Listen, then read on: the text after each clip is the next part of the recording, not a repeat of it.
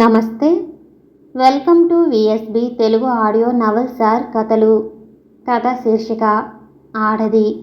రచన ఆలేటి నాగమణి గారు. చదువుతున్నది ధనలక్ష్మి. ఇక కథలోకి వెళితే, ఇన్నాళ్లకు సావిత్రిని చూడబోతున్నందుకు ఆనందంగా ఉంది. సావిత్రిని చూడక దాదాపు 7 సంవత్సరాలవుతుంది. ఆఫీసు పని మీద అప్పుడప్పుడు హైదరాబాద్కు వస్తున్నా సావిత్రి అడ్రస్ తెలిసి ఉన్నా తీరిక చిక్కేది కాదు. ఇన్నాళ్లుగా సావిత్రిని చూడాలనుకుంటున్నాను. ఈసారి ఆఫీసు పని త్వరగా అయిపోవటంతో బయలుదేరాను. సావిత్రి నాకేం కాదు. ఒకే ఊళ్ళో పక్కపక్క ఇళ్లల్లో ఉండేవాళ్ళం. స్కూల్ ఫైనల్ వరకు కలిసి చదువుకున్నాం. కాబట్టి సావిత్రి నాకు స్నేహితురాలని చెప్పవచ్చు.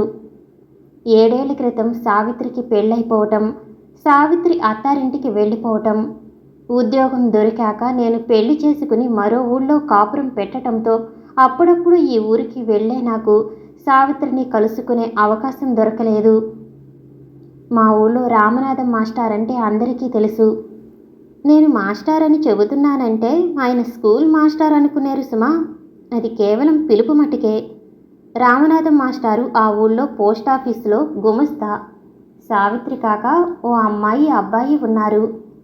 సావిత్రి తర్వాత ఆ అమ్మాయి పార్వతి కంటే 8 ఏళ్లు చిన్నవాడు. ఆఖరు అబ్బాయి. ఆయన భార్య కామాక్షమ్మ ఒట్టి అమాయకురాలు. సత్యకాలపు మనిషి. రామనాథం మాస్టారు కూడా అమాయకుడు. లౌక్యం తెలియని వ్యక్తి. ఆస్తి అంటూ ఏదీ లేకపోయినా వచ్చే జీతంలో సంసారాన్ని నడిపే ఆ దంపతులకి తెలివైనదిగా తల్లి మనస్తత్వాన్ని, అమాయకత్వాన్ని, తండ్రి పిరికితనాన్ని విమర్శించే కూతురు సావిత్రి. సావిత్రి అందంగా ఉంటుందనే చెప్పాలి. ఊర్లోని కుర్రకారుకంతా సావిత్రి అంటే ఇష్టం. కొంతమందికి భయం కూడా. ఎందుకంటే సావిత్రి చాలా ధైర్యంగా, భయం లేకుండా తననెవరైనా ఏమైనా అంటే ఫేడీమంటూ చెంప మీద అందంగా హస్తాన్ని ఆడించేది. అంతేకాదు, సావిత్రి చాలా సూటితత్వం. మొహమాటం లేకుండా ఎవరినైనా ఎదురుగా విమర్శిస్తుంది, నిలవేస్తుంది. ఓసారి మా ఊరి మున్సబు గారి అబ్బాయి పట్నం నుండి వచ్చారు. సావిత్రిని చూసి ఏదో అనటంతో చాచి లెంపకాయ కొట్టి తిట్టి మరీ వచ్చేసింది. ఊళ్ళో మునసబు అంటే అందరికీ భయం. ముఖ్యంగా పేదవారికి.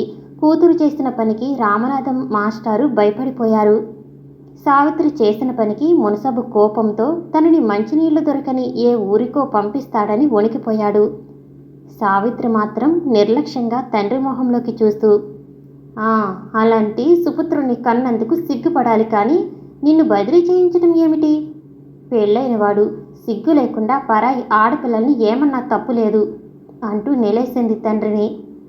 ఆడపిల్లవు, అలా చేయటం తప్పు కాదు. మేం పెద్దవాళ్ళం ఉండగా.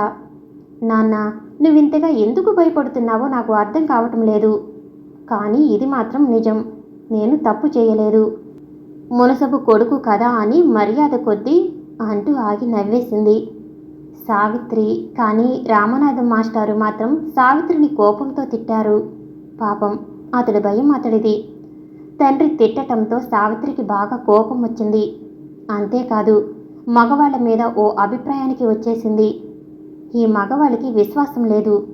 చంద్రం, భార్య ఎంతో మంచిదైనా పరాయి ఆడవాళ్ళను ఆశించటం ఛీ, సిగ్గులేదు అంది. అందరూ అలా ఉంటారేమిటి? అడిగాను నేను. ఏమో, అలాంటి వాళ్ళంటే మాత్రం నాకు అసహ్యం అంది. నేనంటే? నవ్వుతూ అడిగాను నేను. నువ్వా? నువ్వొట్టి పిరికివాడువు. నువ్వంటే నాకు అసహ్యం కాదు, జాలి అంది ఫక్కున నవ్వేస్తూ. నన్నలా పిరికివాడి కింద జమకట్టడంతో నాకు కోపం వచ్చింది. నా కోపం చూసి చిలిపిగా నవ్వుతూ, నిజమంటే ఎందుకంత కోపం చంద్రం? పిరికివాళ్ళ లక్షణం అది. నిజంగా నువ్వు పిరికివాడువు కాకపోతే నేను నీ కంటికి దగ్గరగా ఉంటాను కదా. ఎప్పుడైనా ఏనాడైనా అన్నావా? నేను నిన్ను చూసి భయపడ్డం, సిగ్గుపడటం పోయి నన్ను చూసి నువ్వే భయపడిపోతుంటావు. అల్లంత దూరంలో ఉంటావు. ఆడవాళ్ళను చూసి భయపడే నిన్ను పిరికివాడవనుకుంటే ఏమనాలి? సావిత్రి మాటంతా నిజమే. కానీ ఎందుకో ఆ క్షణంలో సావిత్రి నన్ను అలా అనటంతో ఒప్పుకోలేకపోయాను. నీ భర్త అలాంటి వాడైతే మునసబు కొడుకులా చచ్చినా అలాంటి వాడిని చేసుకోను.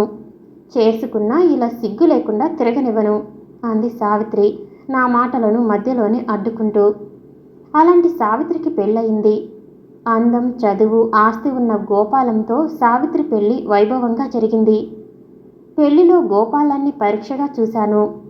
అందమైనవాడు. అంతేకాకుండా ఆడవాళ్ళంటే కాస్త భయం ఉన్నట్టు అనిపించింది. అతడు ఎలాంటివాడు నేను సరిగ్గా ఊహించలేకపోవచ్చు, కానీ అతడు సావిత్రికి తగినవాడనిపించింది. సావిత్రి అత్తారింటికి వెళ్ళిపోయింది. ఆ తర్వాత నేను ఉద్యోగంలో చేరి పెళ్లి చేసుకుని ఉద్యోగరీత్యా మరో ఊరు వెళ్ళిపోయాను. తర్వాత ఎప్పుడు సావిత్రిని చూడలేదు. ఆలోచిస్తూనే సావిత్రి ఇల్లు చేరుకున్నాను. 2 అంతస్తుల అందమైన మేడ అది. చక్కటి రంగులతో, అందమైన తెరలతో ఆకర్షణీయంగా ఉంది. వెళ్ళి కాలింగ్ బెల్ నొక్కాను. సావిత్రి వచ్చి తలుపు తీసింది. చూడగానే సావిత్రిని పోల్చుకున్నాను నేను. సావిత్రి కూడా త్వరగానే పోల్చుకుంది. నవ్వుతూ ఆహ్వానించింది. ఎన్నాళ్ళకు చూశాను చంద్రం అని అంటున్న సావిత్రి కళ్ళు ఆనందంతో మెరిశాయి. నాకు సంతోషంగానే ఉంది. సావిత్రి మాటలో, నడకలో ఎలాంటి మార్పు రాకున్నా బొద్దుగా, లావుగా తయారైంది. అందుకేనేమో కాస్త అందం లోపించినట్టు అనిపించింది. లోపలికి వెళ్ళగానే కూర్చోపెట్టి పిల్లలను పిలిచింది. ముచ్చటగా ఉన్న 3 పిల్లలకు మామయ్యగా పరిచయం చేసింది. కాఫీ, టిఫిను చేస్తుండగా అడిగి ఒక్కొక్కటి నా గురించి తెలుసుకుంది సావిత్రి. అంతవరకు సావిత్రి భర్త కనిపించకపోవటం, ఆయన గురించి తెలుసుకోవాలనుకుంటున్న నాకు సావిత్రి ఒకే దాటిగా ప్రశ్నల వర్షం కురిపించటంతో ఆగిపోయాను. సావిత్రి అడిగిన ప్రతి ప్రశ్నకు ఓపికగా సమాధానం ఇచ్చాను. ఆఖరున నేను అడగాలనుకున్న ప్రశ్న అడిగేసరికి సావిత్రి నవ్వింది. ఇంట్లో లేరు అంది. అయితే నీకు ఇద్దరేనన్నమాట పిల్లలు? నీ భార్య చాలా మంచిది కదూ. నేను ఊరికెళ్ళినప్పుడు మీ అమ్మగారు చెప్పారు అంటూ నవ్వి, నువ్వు మంచిగా ఉన్నావు. నీ భార్య నిన్ను అపురూపంగా చూసుకుంటుందట కదూ. నాకు ఆనందంగా ఉంది చంద్రం అంది.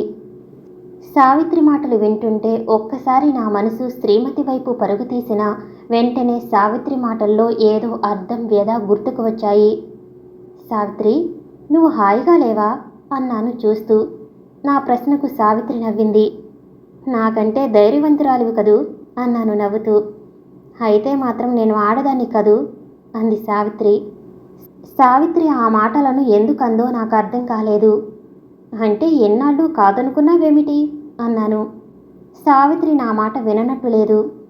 చంద్రం, తనను గౌరవించని, ప్రేమించని, అభిమానించని భర్తతో కాపురం చేయటం, సంఘంలో స్త్రీగా, గృహిణిగా, తల్లిగా విలువ నిలుపుకోవటం కోసం భర్తను ప్రేమిస్తూ అదే ధర్మం అనుకుంటూ ఆడదానిగా మిగిలిపోతూనే ఉండటం ఆచారం. అయినా ఈ దేశంలో నేను ఆడదాన్ని కానని ఎలా చెప్పను, ఎలా అనుకుంటాను? సావిత్రి మాటల్లో ఒక్కటి నాకు అర్థం కావటం లేదు. అసలు ఆమె అన్ని మాటలు ఎందుకందో ఊహించలేక సావిత్రి వంక అయోమయంగా చూస్తూ అంటే అన్నాను. అంతే అంది సావిత్రి. సావిత్రి మొహంలోకి చూశాను. మరేం అడగలేక ఓ గంట సేపు కూర్చుని వచ్చేశాను. ఆ తర్వాత ఏదో పని మీద మా ఊరు వెళ్ళినప్పుడు రామనాథం మాస్టారింటికి వెళ్ళాను. సావిత్రి గురించి ఆయనను అడిగితే తెలిసింది. గోపాలం నిజంగా గోపాలుడేనని, సావిత్రి ఆడదని. సమాప్తం. నేను వినిపించే ఆడియో కథలు, నవల్స్ మీకు నచ్చినట్లయితే మరిన్ని కథల కోసం షేర్ చేసి, లైక్ చేసి, సబ్స్క్రైబ్ చేసుకోండి. Thank you for watching.